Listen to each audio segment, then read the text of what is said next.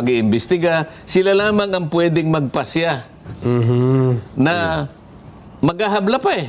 Opo. Hindi pa rin sila ang pwedeng magbigay ng opinion kung sino may kasalanan eh. Sila pa rin magkakaso. Kasi sabi nga natin, yung quantum of evidence, di ba? Yes po. Sapat lamang hahanapin nilang ebidensya para lang sila makapag-file ng kaukulang asunto. Ang korte, sa mga darating na panahon, sila lang ang magsasabi, itong may kasalanan, ito, at saka ito, at saka ito. Tama. Wala pa tayo nun eh. Wala pa po. Paano ngayon ang sasabihin mo na absolutely false and true?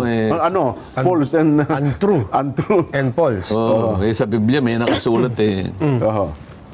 Kapag yung bulag, inakay ng kapwa bulag, saan mapupunta, Nelson? Sa bangin. Sa kanal ho yun. Ayaw natin yung gano'n. Ang palagi nating tuntunin o panuntunan, i-guide natin ang ating mga kababayan sa pagitan ng mga tuntunin, mga batas na umiiral. Opo. Para sa gano'n, lahat makaiwas dun sa pagkakamali. Pag nailigaw mo sa daan, isipin mo imbes na pupuntahan niya malapit lang. Opo. Akalain mong naligaw yung tao, nagkagasta-gasta, napagod. Yun ang ayaw natin. Yun ang physical lamang na destinasyon ang pinag-uusapan natin. Paano yung kaalaman? Paano kung yung katwiran na ipihit mong ganon? Nailisya mong ganon? Ang daming mamamali doon. Ang daming masasaktan doon. Ang daming maapektuhan doon. Pero ako naman, Sen, ang personal ko lang, at least, Nelson, di ba? Nagsimula ng masampahan sila ng kaso para bumulong na yung sinisigaw nating accountability at saka hustisya. Kaya nga, kung nasampahan nga sila, pabayaan natin gumulong yun. Ayun, Paano natin, ang mag-uungkat dyan, ang maglilitaw ng katwiran at katotohanan dyan, yun nga, yung taga-usig. At later on, yung korte. Yung sinasabi nating panliligaw halimbawa, panlilin lang. Tingnan mo na lang yung notaryo na yan. Pinag-usapan sa matagal na panahon, ipilit na inililihis para sa ganoon malimutan mo na ang pinag-uusapan ay yung kinurakot na pera kung saan napunta. Napunta tayo, ang atensyon natin sa notaryo. Ipakita, ganito yan nagkaroon ng pagkakataon ng nagkaroon ng pagkakataon na mausisa natin yan. Tinanong ko kasi budget ng judiciary. Opo, napanood ko yan, Sen. So, tinanong ko na, hindi ba ako pangkaraniwan naman pag nagpapanotaryo ka, lalo na yung mga notaryong dikit-dikit sa mga lugar ng mga city hall na yan. Opo. Meron ba isa sa inyo ka ako na may nagkusa na tinanong doon sa nagnotaryo sa kanya, Sir, pasensya ka na. Opo. Ikaw ba talagang pumirma nito? Pwede bang pumirma ka uli para makita ko lang na ikaw pumipirma nito? Wala nga ganun eh. Ngayon, pinasuri ko ngayon. Pinagbigyan ako mismo doon sa plenary na sinabi ko kasi, paano ka ako yung judge naman kasi, Mr. President? Opo, tama. Kumukuha lang naman ako ng mga ilang pyesa, ilang piraso ng mga dokumentong ninotaryo ng abogada na yan. Opo. Sa akin ako naniniwala talaga na hindi niya pirma sapagkat kalakaran na yan, hindi naman silang pumipirma eh. So hindi issue sa akin yan. Tama po yun. Ngayon, kapag ako'y hinayaan nyo makahingi man lang ng mga dokumento na maihahambing ko doon sa pagkakapirma, doon sa dokumento ni Gutesa, edi sabi ko, ayos na to, parang vindication na to. Yan, tama kayo. Alam mo, sabi ng judge, nagsumbong ako sa Korte Suprema. Hindi, dito mismo sa hearing, plenary. Opo. Kinuwento ko. Opo. Pinayagan ako ng Office of the Clerk of Court ng Korte Suprema na makahingi ako ng mga samples. Ang hiningi ko pa nga 3 dahil hindi naman ako gusto ko madalian lang eh. Opo, 3 piraso lang. Pumayag naman yung korte ngayon dahil wala siyang magagawa. Akalain mo namang ang desisyon niya, siya raw ang mamimili nung mga sample na ibibigay sa akin. Totoo nga. Sabi ko, bigyan mo ko ng sample. 3 sample, January to August. Okay. Di 8 buwan yun. Opo. 8 buwan. 8 times 3, 24 pieces. Oo. Pinili niya talaga. Ganun po. Yung pinili niya, yung talagang magkakamukha nung pirma talaga. Nung pirma talaga ni Iniiwasan attorney. niya pirma yung niya. mga hindi pirma na pero nanggaling din sa kanyang notaryo. Ayun, Oh. Sabi ko sa plenary nung isang araw, kung papayagan niyo ako na makakuha kami na mismo ang maghanap. Yan, opo. So, pumayag ngayon. Aha. Pumayag yung court Ando ng administrator. dalawang justices. Opo. Sige po, Your Honor, sabi niya. Ngayon po ay openly pinapayagan namin kayo na ang inyong mga staff ay pumunta. Kung gusto niyo, ngayon na rin. Hindi, bukas na po Bukas na, para oo nga, tayo. Yung bukas is today. Ngayong araw Hindi, na to. kahapon.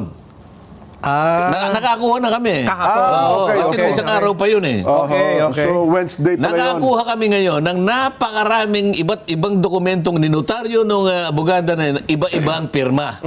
Ngayon, nako. ipakita natin sige para, nga po. para makita ng mamamayan. Oo. O yan. Yung dalawa na yun, pareho ba yung pirma? Pilit na kinokopya, Sen, pero para magkaiba. Hindi, gusto ko lang tingnan nyo isa-isa. Pareho yan. Oh. Hindi pareho yung Hindi, pirma ang hindi, tingnan nyo, yung sa Opo. taas. Yung sa taas muna. Yan, Pareho ba? Parang pinaikli lang yung isa. Magkaiba po, magkaiba. Hindi, Nelson. Ang tingnan mo lang kung pareho o hindi. Yung pirma. Hindi kasi pumipirma ko sen minsan, pinapaikli ko lang. Hindi, ang tinitingnan ko dyan, yung hindi pareho yan. Oh, magkaiba Opo, nga sila. Magkaiba talaga yan. Opo. Ngayon, ipakita nyo pa yung iba. Walang isang pareho dyan eh. Yung kamukha ng isa. Oh. Na maikli lang. Oo. Ang tingnan ninyo yung pirma. Yes, Nelson. Ayun nga, yung pirma. Maikli lang po. Parang dalawang letra lang. Ikumpara nyo sa unang dalawa, iba na naman yan. Yan ang ibig ko sabihin. Pati nga ng isa pa. Hindi pare-pareho.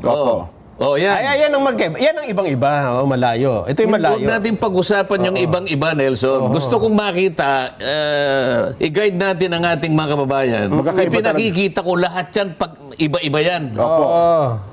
Ito iba talaga ito. Ano pa? Ayan. Pareho ba yan? Iba na naman yan, dalawa na yan. Opo.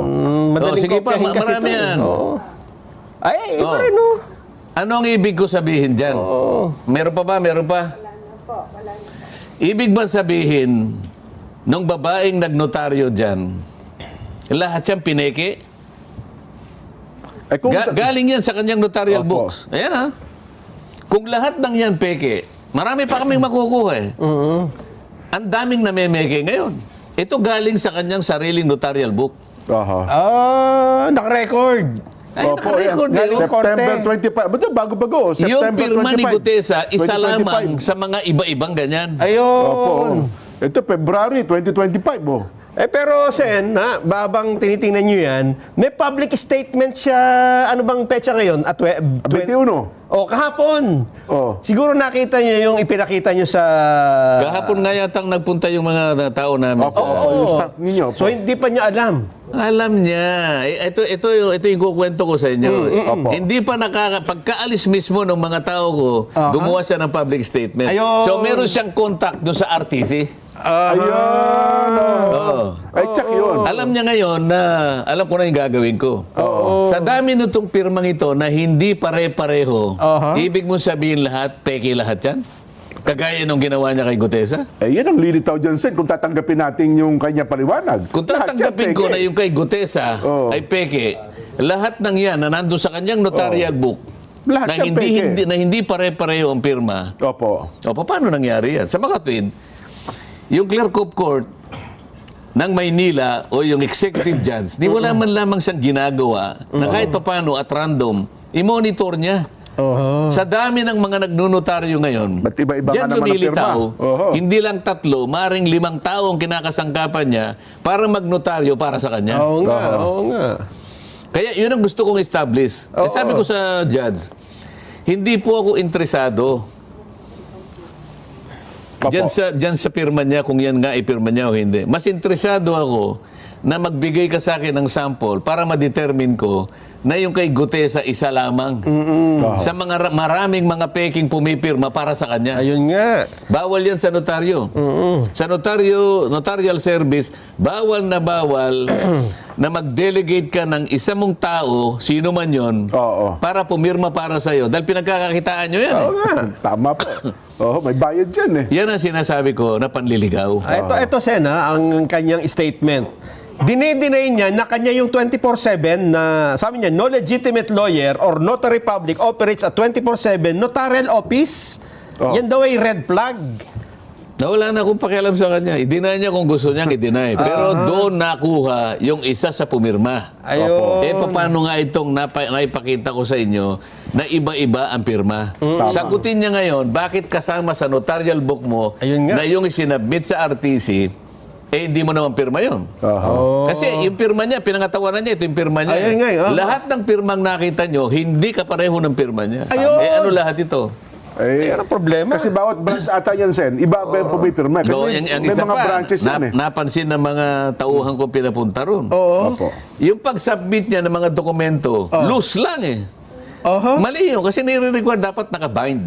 Okay. Para hindi mo Tatanggal mapalitan yung na mga... Kasi may nagpapalit yan, may sindikato rin, may isisingit ka rin eh. Alam mo nangyari? Loose leaf na nilagay lang sa isang parang brown ano. Nako. Yun ay isa sa mga makikita mong kaparaanan para makapagsingit ka ng mga dokumento, lalo na yung antedated. Ina-antedate, Malaki yes ang po. kita dyan. Naku po. Malaki ang kita dyan. Matapang pa siya, siya pang nagbabanta.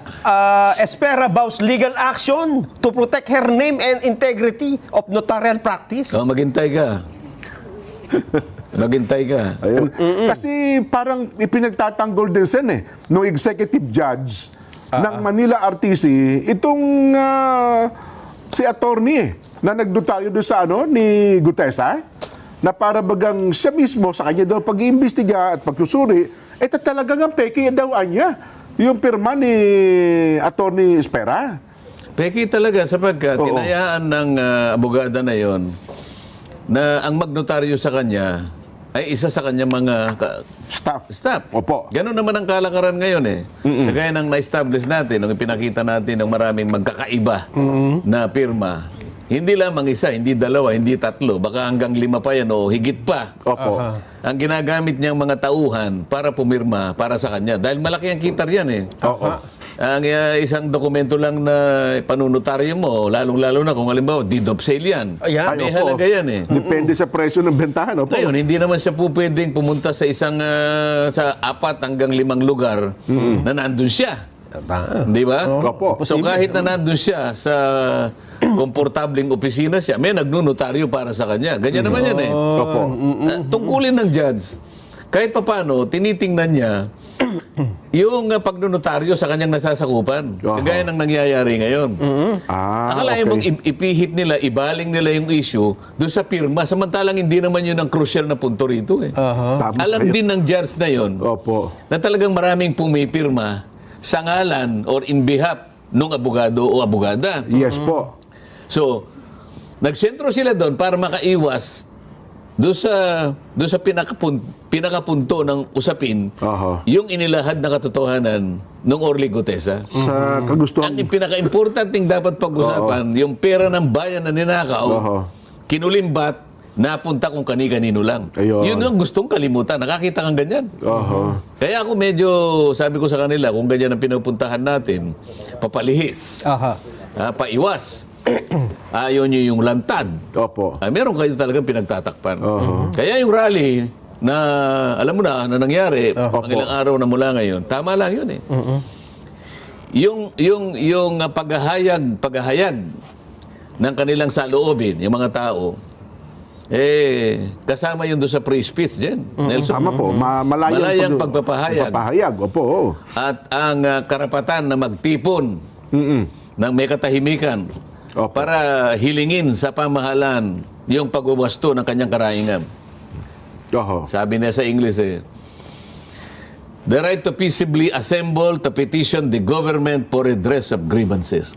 Protektadong karapatan ng bawat mamayan. Yes, magpahayag ka. Ba't hindi ganun ang gagawin nila? Isip-isipin mo yung nangyayari sa ating bansa. Bumagsak ang ating ekonomiya. Sa lahat ng larangan. Inisa-isa natin. Pinagtatawanan tayo ng mga ibang bansa. Pati utang natin, di natin alam paano natin babayaran. Akalain mo umabot ka sa 60% debt to GDP ratio. Ang ibig sabihin po nun, 63% na ratio, ang 63% po ng national income natin, yung pangkahalatang kabuhayan natin, ibabayad po natin Sa sa ating utang. 63%. Mas malaki pa sa ano pala. Ilan ang matitirang panggastos natin? 37%. 37% na lang. Oho. Ano ngayon? Ano ngayon ang kahihinatnan sa serbisyong pampubliko na nakalaan sa mga mamamayang Pilipino? Oho. 37% na lang ang naiwan para sa inyo. Dahil ang 63% pambayad na lang natin ng utang. Ipapasweldo pa ng tao ng gobyerno, di mas Madali lang, may solusyon yan, Sen. Mangutang ka uli. Uutang. Kaya nga, papunta ka na sa kumunoy. Naku po. Ngayon, pag tiningnan mo yung kumpiyansa ng mga global financial institutions, Oho. medyo atubili na rin eh. Teka muna. Wala nang kakayahang magbayad to, paano ko pa po utangin? Di ba? Oho. Yung mga nagninegosyo, yung mga gustong maglagak ng kanilang puhunan, kalakal, kaya maglatag ng kalakal sa bansa. Naghihintay. Natatakot. May agam-agam, may pag-aatubili. Paano tayo ngayon? Oho. Wala bang kalayaan ngayon ng mga mamamayan na sabihin nila kung ano yung nakikita nila? Aha. Kapalaran din ito eh. Itong buhay nila eh. Kasalanan ba yun? Sasabihin mo ngayon na, teka muna, nagkakasala kayo sa batas. Teka muna. Kami na nga ang nagpapaalala sa inyo. Napanagutin ninyo yung accountability, yung transparency sapagkat ang bansa natin ipabagsak na. Kami bang may kasalanan? Oho. Ang layunin nga namin magtulungan tayo eh. Makilala natin kung saan tayo nagkulang. Kapag hindi natin ipinakita ito, sino magtutulungan? Yun nga. Pagtatakpan natin. Asan ang katwiran dito? Oho. At ang isa pang malino na katotohanan sana, yung bansang South Korea, yung mismong presidente nila, binawi yung malaking investment. Isa yun sa Isa mga po yun, di ba? Nag-aalala na nga eh. Oho. Isipin mo, 250 million yata yun para sa Oho. isang bridge project. Teka muna nga niya. Antay muna tayo. Oo, masakit Nagkakagulo. yun. Oho. Hindi nila malaman kung paano nila resolbahin ang problema nila. Noong isang araw, tinanong ko, bakit po tayo nagbenta ng halos 30 tonelada ng ginto? Ay, isa pa nga Hindi pala nila yan. masagot-sagot yun eh. Oho. Sinatanong ko lamang po ano pong